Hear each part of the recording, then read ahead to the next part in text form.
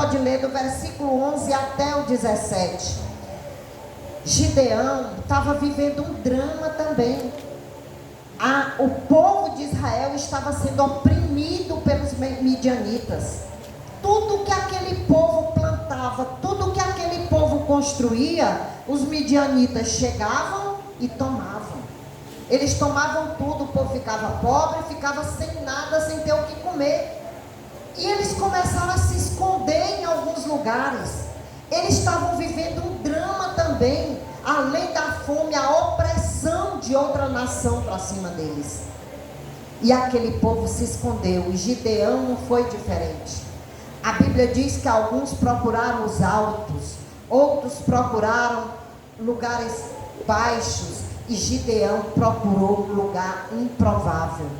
Ele procurou um lugar onde se malhava trigo não, onde se pisava uvas. Era um lagar, era onde se tirava suco de uva. Era um lugar de difícil acesso, era um lugar, um verdadeiro esconderijo, sem ventilação, sem muita coisa, mas era onde ele podia manter o alimento da sua família. Será que é fácil isso? Não é fácil. Mas quando Gideão está lá no seu trabalho, chega um anjo para Gideão, e você pode ver isso aí logo no versículo 11, quando no 12 o Senhor aparece para ele e diz assim: o Senhor é contigo, varão valoroso. Glória a Deus, aleluia. Mas Gideão não estava feliz. Gideão também estava amargurado. Olha o que Gideão responde para o anjo: Senhor, vou dizer aqui na minha linguagem, se o Senhor é conosco, por que nós estamos vivendo essa opressão toda? Cadê aquelas histórias que a gente ouvia falar? Que tu tirou o povo com mão forte do Egito, que tu fez coisas grandiosas. Cadê aquele Deus? Nós estamos abandonados aqui, vivendo na opressão. Como é que o Senhor diz que é comigo? Esse homem estava cheio de fé? Ele estava duvidando da grandeza de Deus, ele estava duvidando de Deus. Como é que o Senhor me deixa passar por uma situação dessa? Como é que o Senhor deixa o povo de Israel passar por uma situação dessa? E aí o anjo nem se importa porque ele diz. O anjo vai e diz assim: vai lá e liberta o povo de Israel. Parecia uma piada, né? Vai lá e liberta o povo. Aí ele diz: eu? Como eu, Senhor? A minha tribo é a menor. A tribo, além de ser a menor, a minha família é a mais pobre. E da minha família, eu ainda sou o pior. Já pensou uma situação dessa? Ele estava, é por isso que eu digo que se torna o próprio inimigo. A pessoa se torna seu inimigo mesmo. Olha o que ele estava olhando. Como que eu vou libertar o povo de Israel?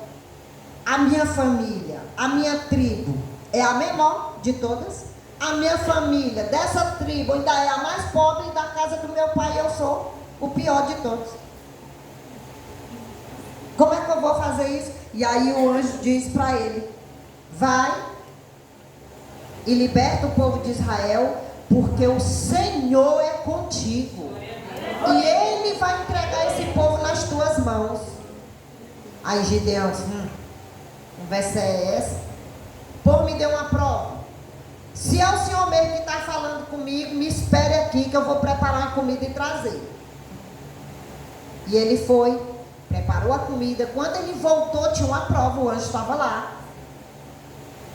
O anjo disse: põe a comida aqui na pedra. Queimou aquela comida. Aí ele se assustou, ele disse: porra, é o Senhor mesmo, agora eu vou morrer. Eu vi Deus, ainda estava aqui todo duvidando. Aí ele disse: te acalma que tu não vai morrer não. Pode ler a história que não é nessa linguagem, mas é assim: te acalma que tu não vai morrer não. Mas vai e liberta o povo de Israel.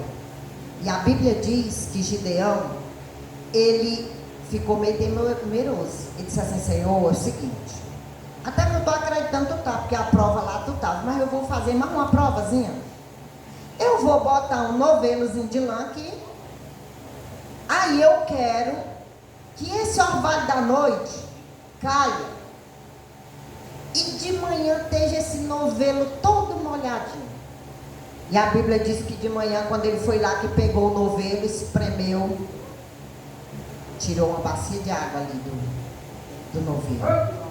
Eita, o Senhor está comigo mesmo. Senhor, mas mais uma prova. Não uma provazinha. Agora eu quero o contrário. Agora eu quero a terra toda molhada e um novelozinho sequinho. De manhã estava lá. Aí ele disse: pois agora que o Senhor está comigo, o que é que Deus fez através daquela prova com ele? Renovou a fé daquele homem. Glória a Deus, Ele aleluia. se organizou e ele preparou um exército de 32 mil homens. Oh, glória a Deus, aleluia. Ele conseguiu reunir 32 mil homens. É muita gente, né? Sim. Mas o exército dos midianitas era 135 mil. Como é que vai lutar com 135 mil homens? 32? É um suicídio. E o que foi que ele fez? Ele foi lá de novo: Senhor,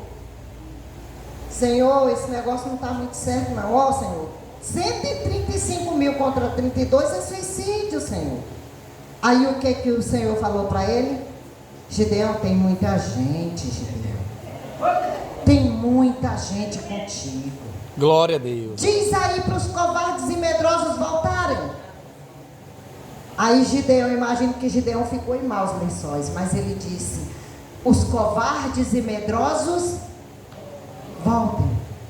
Eu acho que ele pensava que ia voltar pouco, né? Voltaram quantos? 22 mil homens voltaram. Estou morto. Se imagine numa prova dessa, se é fácil.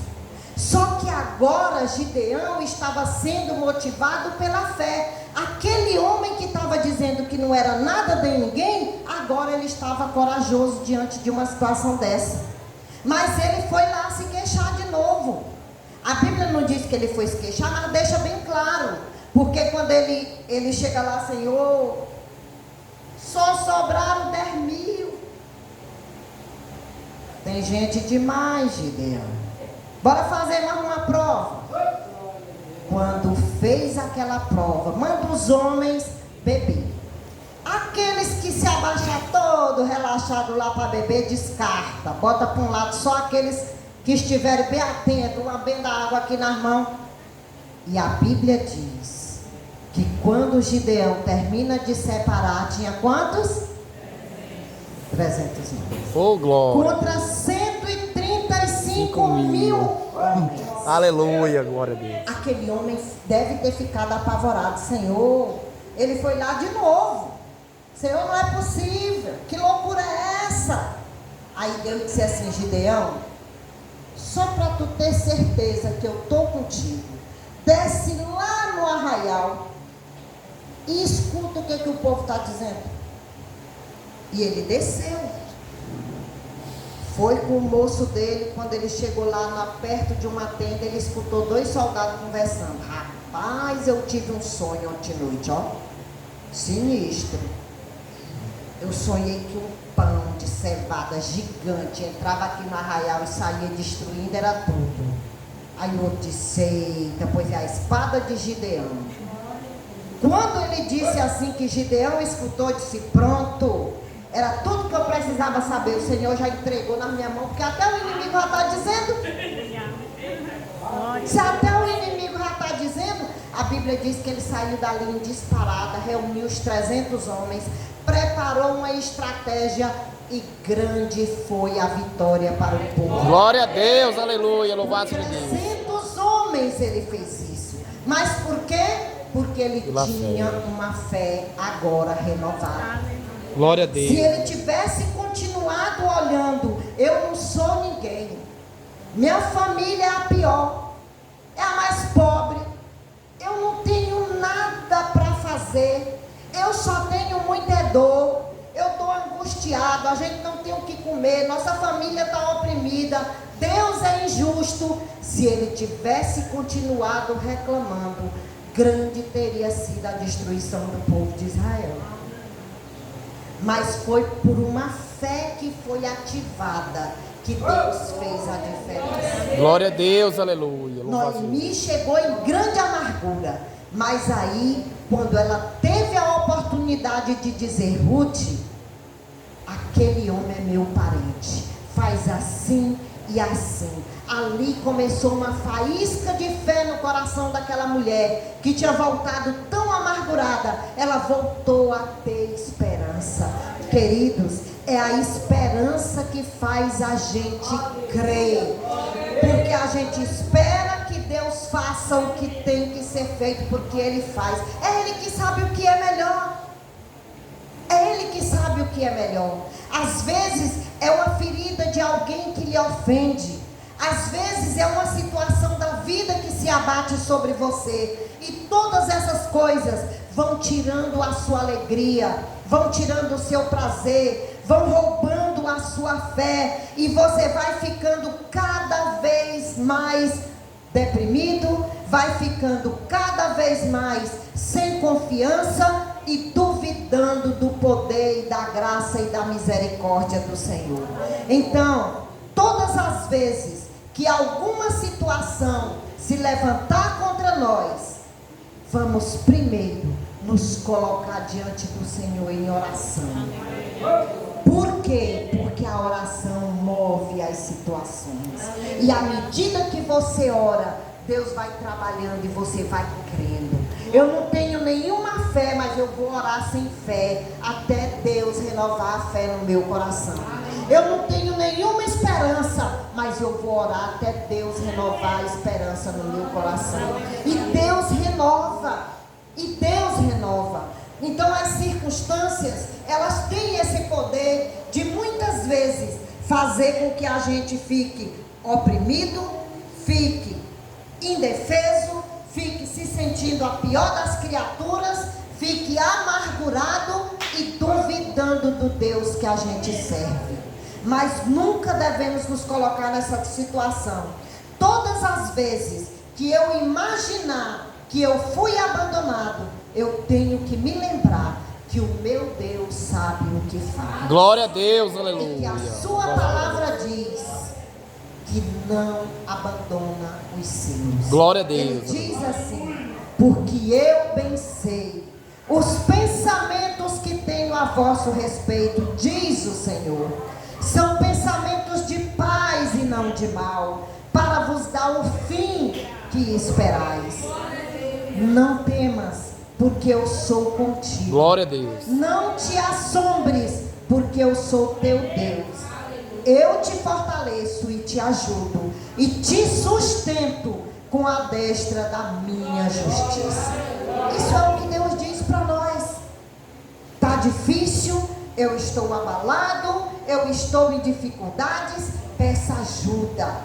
Chegue para sua irmã e diga: me ajude em oração. Eu estou enfrentando um momento difícil. Não fique dentro da sua casa amargurado sozinho. Não fique atribuindo sobre a sua vida cinzas e mais cinzas. Peça refúgio, peça socorro, peça alguém que lhe ajude, interceda por mim na minha fraqueza. Leia a palavra. Eu não consigo. Leia um versículo, mas leia. Medite na palavra que já está no seu coração. Ela vai fazer a diferença na sua vida. Ela vai fazer a diferença. Tudo que nos acontece tem um propósito.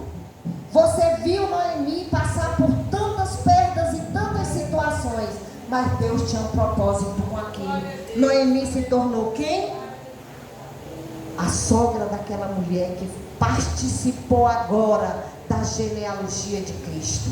Foi ela quem cuidou daquele bebê. Foi ela quem cuidou daquele menino. Foi ela que voltou a ter alegria a partir dali. Porque o propósito de Deus, na amargura daquela serva sua, era abençoar toda uma descendência. E foi isso que Deus fez. No caso de Gideão, a prova daquele homem foi ensinar para ele que se ele dependesse de Deus, Deus tinha a resposta certa. E que não interessa números. O que interessa é quem está do seu lado, que é o Senhor. Não interessa a quantidade. Deus lhe dá a vitória, é pelo poder que Ele tem. Não é pelas suas forças, não é pelos seus méritos, mas sim por aquilo que Ele é capaz de fazer. Então fica aqui o meu conselho. Olhe para a vida na perspectiva da soberania de Deus. Se Deus pode, eu também posso, porque sou filha de Deus. Se o Senhor pode, e eu confio que Ele pode, eu sei que Ele me dará a vitória. Embora essa vitória não seja a vitória que eu queira, mas é aquela que o Senhor sabe que é a melhor para mim. Porque nós não sabemos da nossa vida, mas Deus sabe. Então olhe para a soberania de Deus e saiba de uma coisa: Deus está no controle de tudo. Agora, a nossa grande dificuldade também é porque na grande maioria das vezes nós não sabemos perder. Nós só sabemos ganhar. Perder realmente não é fácil. Mas quando a gente perde e olha para a soberania de Deus, sabendo que Ele sabe o que faz, desenvolva no seu coração alegria e fé. E acima de tudo, gratidão, porque o Senhor muda a sua história. O Senhor muda vidas, porque Ele é Deus e porque Ele sabe o que faz. Então, quando você não puder mudar o vento, ajuste as velas do seu barco, para você chegar onde você quer chegar. É o Senhor que é dono da sua vida. É o Senhor que te chamou. E é Ele quem cuida de você. Nunca duvide disso. Ele está sempre cuidando, mesmo que não esteja fazendo aquilo que você deseja. Mas Ele está cuidando de você. E Ele te dá a vitória na hora certa. Ele te dá a solução na hora certa. Então creia que estando ou na situação de Naamã, ou na situação de Gideão, você tem lições para aprender e tem vitórias a alcançar, porque o Senhor é contigo. Deus nos abençoe e que a sua vida, a partir do momento em que você decidir gerar gratidão no seu coração, seja nova e completamente modificada para a glória do Senhor. Deus nos abençoe. Amém. Glória a Deus.